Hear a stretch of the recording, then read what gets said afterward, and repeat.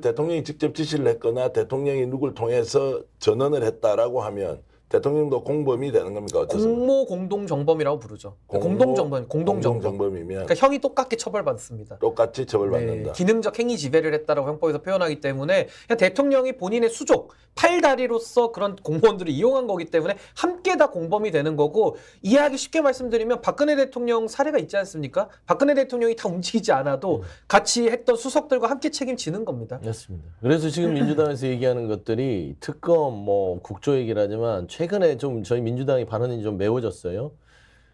탄핵 얘기가 나오기 시작했습니다. 국민들이 정말 윤석열 대통령 이대로는 안 된다. 저희가 오만하다고 얘기하는데 200석 얘기가 나오잖아요. 그거는 이제 오만해서가 아니라 윤석열 대통령이 이종섭 호주대사 임명 과정에서 보면서 말한 대로 공동정범 수준의 일이 저질러졌을 거라고 추측이 가능하다라는 차원에서 좀 매운맛으로 가는 것들이 결국에는 대통령이 꼭지점에 있다는 것들이 조금씩 드러나고 있다라고 보는 거죠. 그래서 공동정범이 아니라고 한다면은 윤석열 대통령 억울할 거 아닙니까? 그러면 본인의 억울함을 푸는 방법이 딱 하나 있습니다. 그러니까 이종섭 대사를 지금이라도 사퇴를 시키고요. 수사를 받게 내버려 두면 그 윤석열 대통령 관련이 없다고 보는 게 또 타당하죠. 그렇죠. 근데 네. 지금처럼 계속 범죄 혐의자, 핵심 피의자를 해외로 도피시키는 식의 국정 운영을 계속한다면은 요 사안도 별도로 또 범죄가 되는 겁니다. 또 다른 이제 범죄 혐의에 대해서 다뤄봐야 하는데요. 지금 그 대통령실이 수사 방해를 한다. 뭐 이것도 약간 정치적으로 해석할 수 있지만 공수처랑 진실 공방을 지금 하면서 당장 불러서 수사하라 이런 얘기가 지금 이제 공수처법 제3조 3항에 대통령이나 대통령 비서실은 공수처의 보고나 자료 요청, 의견 제시 등 일체 관여를 금지하고 있습니다. 자, 이 부분도 중대한 범죄에 해당한다 이렇게 볼 수 있습니까? 그러니까 이게 좀 나눠서 봐야 되는데요. 아까 제가 최수근 상병의 희생에 대한 수사 사건, 그 사안과 관련된 범죄들은 뭐 공무집행 방해든 무고든 직권남용이든 그게 있는 거고요. 또 하나는 호주 대사로 보낸 부분, 거기서도 출국 금지를 임의로 해제하는 거에 대해서는 전 법무부 장관도 직권남용으로 같이 수사받아야 된다는 입장이거든요. 게다가 이분들이 다 범인 은닉죄의 공범이 또 되는 겁니다. 그래서 이런 부분이 있고요. 말씀하신 대로 지금 그 해외로 도피시키는 부분에 대해서는 저는 윤석열 대통령이 공수처법 위반, 3조 3항에 대해서는 위반이 있더라도 처벌받는 부분은 아닙니다만은 이 부분은 탄핵에 있어서 대통령의 중대한 헌법과 법률 위반 사항이거든요. 그래서 저는 공수처법 위반 3조 3항에 대해서 대통령은 공수처에 대해서 일체의 행위를 할 수 없게 돼 있거든요. 그러니까 수사해라, 소환조사해라라는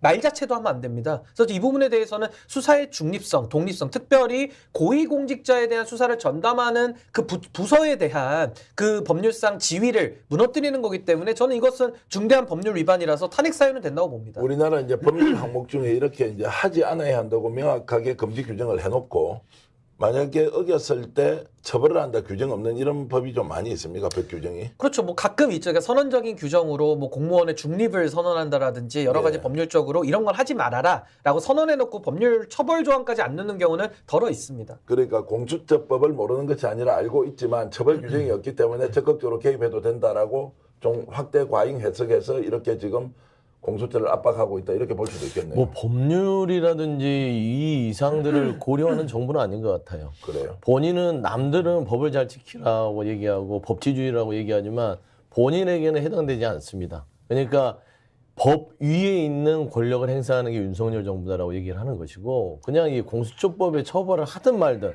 강력한 처벌이 있어도 이거 어길 거예요. 이게 처벌 균형이 있다고 해서 윤석열 대통령이 이걸 살펴볼 것이다. 그건 아닌 것 하긴 같고. 뇌물도 선물이나 대통령 그렇지. 기록물로 둔갑시키는 아니, 실력을 그러니까요. 보면 봐봐요. 그런 것 같습니다. 그러니까 본인들이 일반인들이 그렇게 됐으면 뇌물이 되는데 본인이 받는 건 선물이 되는 거죠. 전형적인 내로남불이에요. 공수처에 대해서 그런 것이죠. 검수한 박에 대해서 그렇게 말하자면은 막 화들짝 놀랬잖아요. 검수한 박 안 된다. 검찰에 대한 어떤 수사의 독립성과 이런 검찰의 능력들을 침해서는 안 된다 해놓고 나선 본인들이 또 공수처가 본인들의 몸을 재우니까 또 공수처 개혁을 하려고 또 이렇게 뒤집는 거 아니겠습니까? 그러니까 이 윤석열 대통령의 스타일이 그래요. 그냥 내가 필요하면 법이고 뭐고 그냥 쫙 밀어붙이는 스타일이다.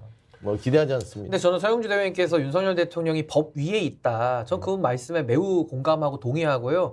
그럴 때 우리 헌법이 마련해놓은 안전장치가 탄핵입니다. 그렇죠. 그러니까 대통령이라고 하더라도 헌법과 법률에 중대한 위반이 있을 때에는 국회가 소추를 하고요. 헌법재판소가 파면을 하는 거거든요. 전 지금 윤석열 대통령은 레드라인에 거의 근접했다라고 저는 봅니다.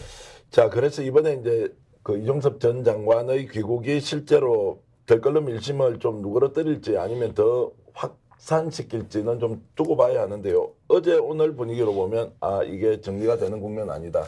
일방적인 주장만 있지 국민적 의혹을 풀 수 있는 수준은 아니다라는 것은 확실한 것 같습니다.